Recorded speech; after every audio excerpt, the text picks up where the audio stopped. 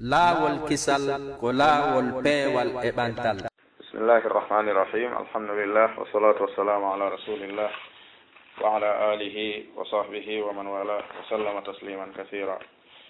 Amma ba'du. Assalamu alaykum wa rahmatullahi wa barakatuh. أيها الإخوة، ما زلنا في مواصلة هذه المذاكرة في أصول التفسير لشيخنا محمد بن صالح العثيمين رحمه الله تعالى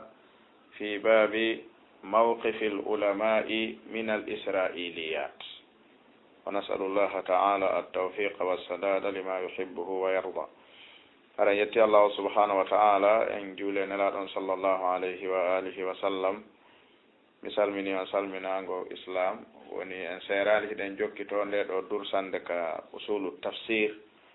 mo cheikh mouhammad salih ibnu usaymin rahimahullahu taala waɗi nen ñanden e ɗettuno damal janal e mum woni al israiliyat bi mana aqsamuha pecce muɗum nden wa mawqifu l islami minha yiwɗen ko pecce tati woni toon ka israiliyat umuman koko tawata islam on ari ñinni e ko ɓe addi ɓe wowli kon islam wi ɗum ko goonga haray ɗum ko yo jaɓe fii ko goonga wona fii ko kamɓe wowli. yiwɗen geɓal goono toon koko ɓe wowlata tawa islam o ari wi'i ɗum ko fenande ɗum sella en fennay ɗum saloɗen ɗum wona fii ko kamɓe wowli ko ɓayri ko meere. goɗɗum go ɓe adday ɓe wowla hara islamu arali gongini arali fenni ko yen darto e muɗum darta gongol e muɗum ko angal fennugol ha fenna gonga ma angal gongingol ha gongina fenande. kono noon karamokoɓe ɓen ɓe wi'i ngal ɗon geɓal wa'ungal ni haray fillagol ɗum ɗon wonande faalaɗo fillade no sellanimo wi owo kadi fillata ko ɗum no sellani ɗum no dagi no jooɗi nokku wiyeteɗo ma hallul ibaha wal jawaz e yino ko ɗen pecce tati fecci. joni noon hande koɓe faala en addande kadi ko mawqiful ulama'i min al israiliyat. so wi al ulama woni ulama ahlu sunna wal jamaa ko ɓen wiyete al ulama inda al itlaqi inda ahli sunna wal jamaa. Karamokoɓe sunna ɓen ko honɗum woni darande maɓɓe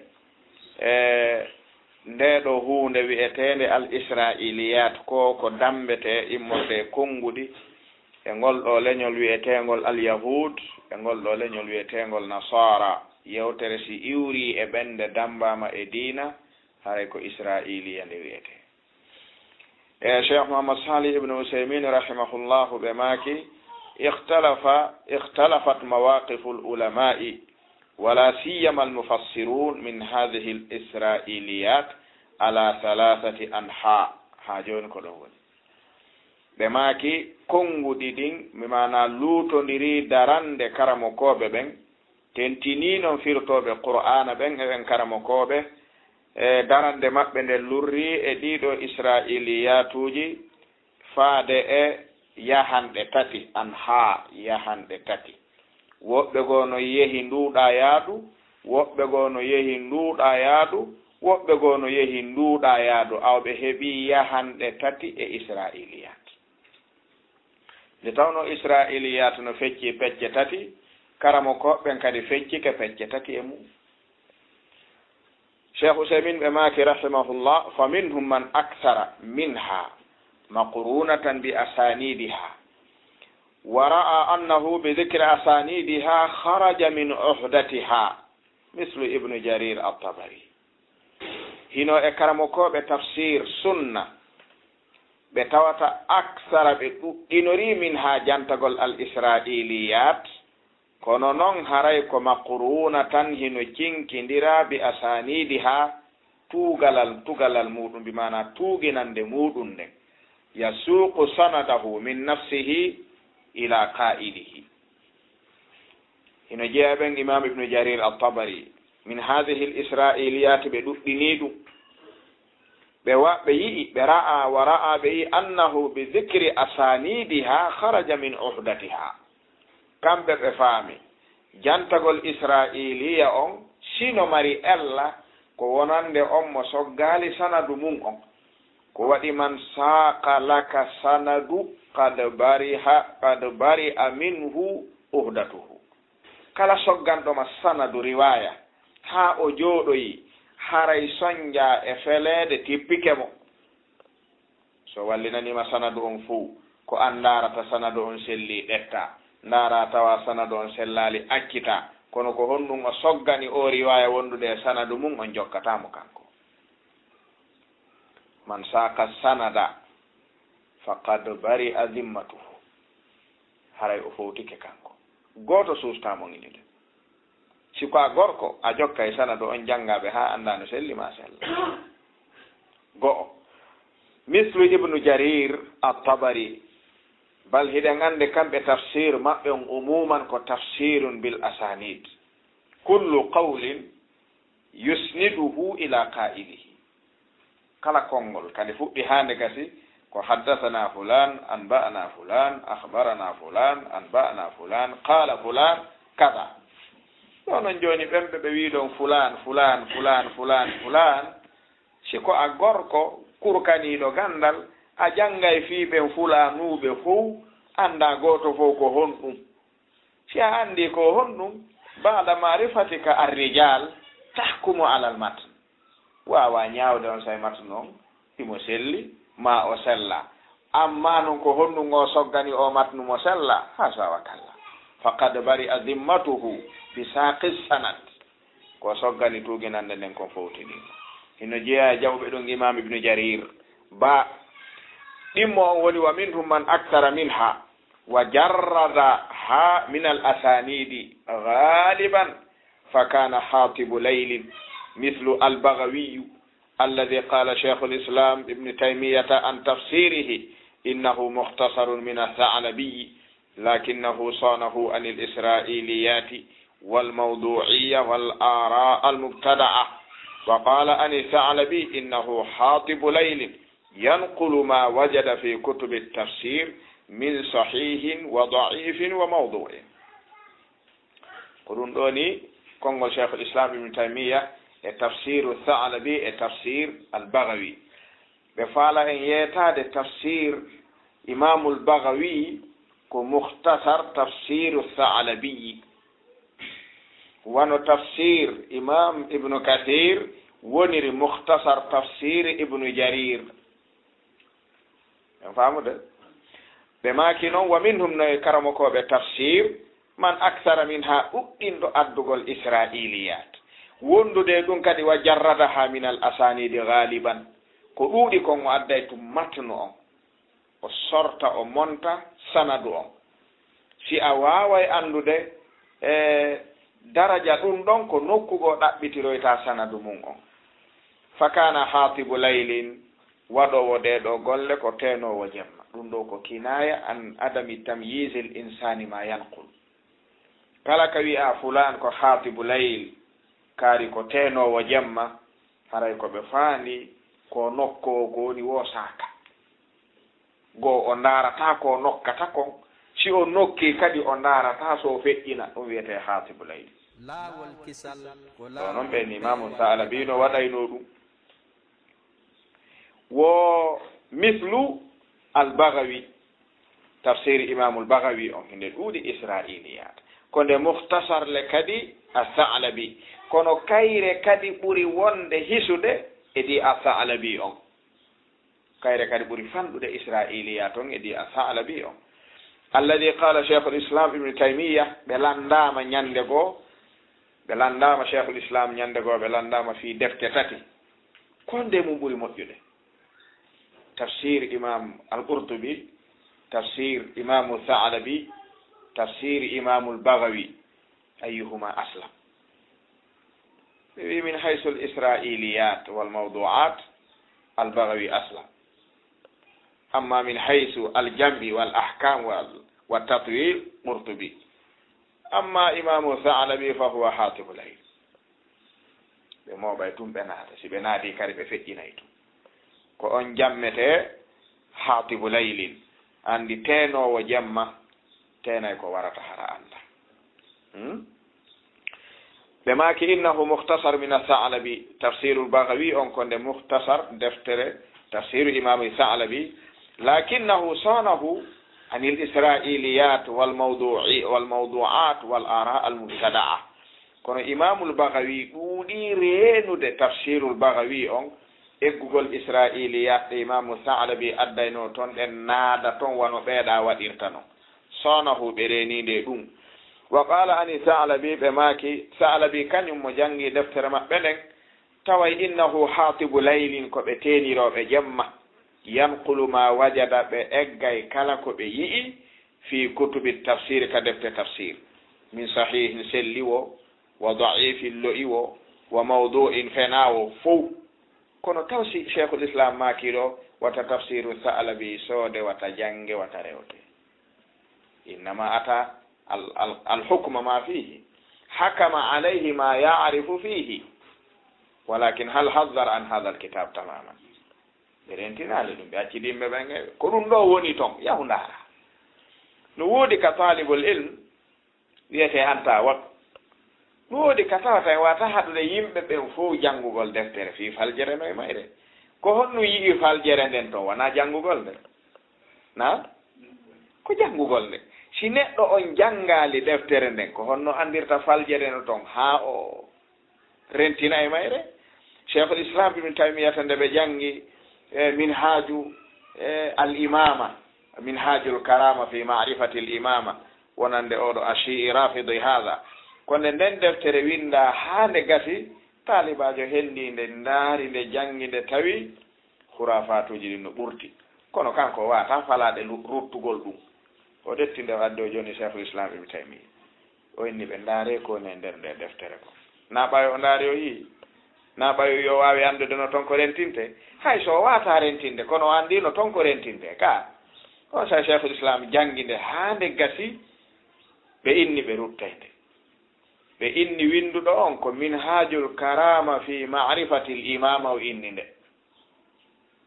kono ɓe inni o faayu inde nden nde hannda e nden inde yaasire nden e ko nder ton kon no woɗɗodiri ko nde hana innede ko minhaju dalala fi marifati l gawaya ko nde hana innede ko laawol majjere nden ka majjere nden yi'eteɗon kala faalaɗo majjude ko nde ɗo deftere ɗaɓɓata janga ɓe wi ko ni nde wiyete ɓenni noon ɓe tawfiqillahi taala ɓe ruttayde ɓay ɓe ruttinde ɓe ruttirinde mo jalladu jeenayi si nden janngano kam mo ruttayno ɗum donc toɓɓere wonde goono salisan ma ɗum jiim ɓe maki wa minhum man zakara kathiran minha wa ta'aqqaba al ba'da mimma zakarahu bitad'if aw al inkar mithlu ibnu kathir ino jeeya e ɓen karamokoɓe ɓe tawata man zakara kathiran minha jantiɗo ko ɗuuɗi e israiliyat fi kitabihi wa ta'aqqaba al ba'da o jokkiti yogay ɗin israiliyatuji mimma zakarahu e ɗin ɗi ɓe janti ɓe janto sanadu on ɓe janto matnu on haa ɓe gayna on sayno yata'aqqabu alayhi bil hukm summa ɓe qaala ɓe maaka oɗo matn ko da'if oɗo ko munkar oɗo ko shad oɗo bimana ɓe ñaawamo ko handi kon min haysu mustalahil hadith kono haɗata ɓe soggamo haa ɓe gayna noon ɓe ñaawamo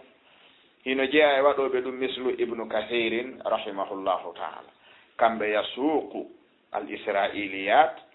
summa yata'aqqabu alayha ko wiyete atta'aqqubu ko soggugol hunde haa gayna faljita nde hiɓe waɗa ɗum dal woni rabi'an wa minhum man balagha fi raddiha wa lam yadhkur minha shay'an yaj'aluhu tafsiran lil qur'an ka muhammad rashid rida al misri hada alimun bi ma'na al kalima kam bete sahibu tafsir al manar be jogi tafsirul manar be fuɗɗinde firude ɓenni ɓe faala firde qur'ana hande gasa ɓe ɗetti ka nde fuɗɗi ɗon ɓe ari ha suratu yusuf ɓe feƴƴini tawi komo jallat 15 ɓe heeɓi ɓe haaɗi ɗon goɗɗo goo gaynitake nde ha joni no acci ka ɓe haaɗunoɗo no ɓe ɗettirno no wela tokkitade si Bakara Yusuf ɗetti 15 ko heddi ɗon kon ko jeli heddi haray no ɓe fokkintinirnono ɗum annataɓe mana wela ɗettude ɓen noon fof e juuɗe sukaɓe goo ko dallun modil mubtadi ihwani sifa ɗum tum hara nde ɓe windi ɗe ngawata nde janngude few ɓen ɓe maaki kamɓe israiliyat ɓe ala haaju e mum few a jangga e tafsirul manar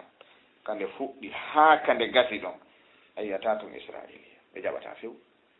ɓeyni ɗum min mi ala haaju e ɗum ma jaa fi lkitabi wa sunna yakfini ani tafsir wa ma jaa ani sahaba yakfi ɓe memata few tenno si ɓeɗo rentori ɗiɗo fowni tawi koye ɓe sakkitere wiyede dallun modil aywa joni wonɓe moɓuɗe ɓen fof naata nder ton goɗɗo suusali ɓe wiide dallun modil ha hande kombo suuside imam ibnu kathirin ko dallun modil imam ibnu jarir al-tabari yasuqul israiliyat ka hombo suuside ɓe ko dallun modil hombo suusi wiide imamu thalabi ko dallun modil cheikhul islam hakama ala kitabihi wa takhalla alayhi kasi joni noon ko ɗum ɗo woni darande al israil mawqiful ulama'i min al israiliyat ene goɗɗo e ɓeeɗo hino haani tukkude ɗimmo mum e faamu ngu yaari ngu hana ɗo goto maɓɓe fof suɓi goɗɗum jokki ɗum yondinori ɗum sali ko heddi kon kono jokkonira e jokkugol jaɓuɗo ɗum on enen ko ɓuri e lorrude ko satti kon si lurral ari ɗum en jaɓata gooto fof e faamu mum e lurral si toɓɓere ari siko karamokojo heɓuɗen ko wiugol foppuma ɗoftomo foppuma nananamo foppuma jaɓanamo ɗum wata wonde ko nelaɗo ɗum heɓata ɗum siko masala yalti koma fof fotta e makko ɗum kadi wata heɓade si sahabaɓe lurri goɗɗo ko wata arde ɓawa innama fof fotta ɓay ko ɓen ɓuuri hisude hakkil haray sen faamiɗo mawqifu al ulama min al israiliyat siɗen mari hakkil en heɓay ɗo kadi ka ñaawen defte heddiɗe fewndiɗe wonaɗe rentinede ko honɗum ɗe rentinirana ko honɗum woni nder ton hino nder ton ko boni ɓuri ko ari kon anil israiliyat si tawi no woodi hi yo konko boni nder ɗon holle jama on rento ɗum kono wiugol bone on sino ka nder deftere moƴƴere mayri on yo wattide mum fof hawkoye hay ñaameteji ɗin en warratani sa hendike ɗo poomure ñollirde sengo hiɗa weela hakkille ma hisude ɗen jaɓata ya hawko ko moƴƴi kon wondude ko boni kon a ɗaɓɓay laɓi hetta ko boni kon watta ka ñooge ñaama ko laaɓi ko dagi kon ko tawata ñolaali kon ka en jaɓata ɗum bal hay mbuuɗi si taƴirima ɗo a ɗaɓɓo mbuuɗi a tokkayɗi koola ha moƴƴa golletira a wiyata sin huɓɓike sekkade tun wattungu ka ñooge a watta ɗum kon ɗum dina karamo koɓe ɓen goɗɗo yangoto ɗo ha winda deftere ha o gayna tawa ko nde jaɓɓorte kone pus ɗum no muusi dey wonande janngo no andi janngugol no muusi mo jangi ha gayni windi windugol no muusi si ɗum jaɓɓorama hawke ta o memu ko nafata ko lorra ɗum woni toon si ɓe acci windude an a windata bal hay ko winda wata janngude kon to umma o fokkiti aray kanayi aray ɗum ɗon ko cheikh mouhammad salih ibne usaymin addanen ɗon ka usulu tafsir naarif anna hada al kitab ko ɓe waɗirnde ko fi talibaɓe janngoɓen assanawiya ko nandi e mum e janngoɓe aljamiiya fi ko yowndire tafsirul qur'an kamɓe cheikhul albani goto fof no waɗi wonde ɓeeɗo waɗi wonde ɓenninde usulu tafsir cheikhul albani waɗi wonde inninde kayfa yajibu alayna an nufassira al qur'an cheikhul islam ibne taymiyata waɗi wonde inninden kadi usulu tafsir ɗum ɗo fof koye wallu en honno faamirten qur'an ara inchallah hada wallahu taala ala wa alam wassalamu aleykum wa rahmatullahi wa barakatuh laawol kisal ko laawol peewal e ɓantal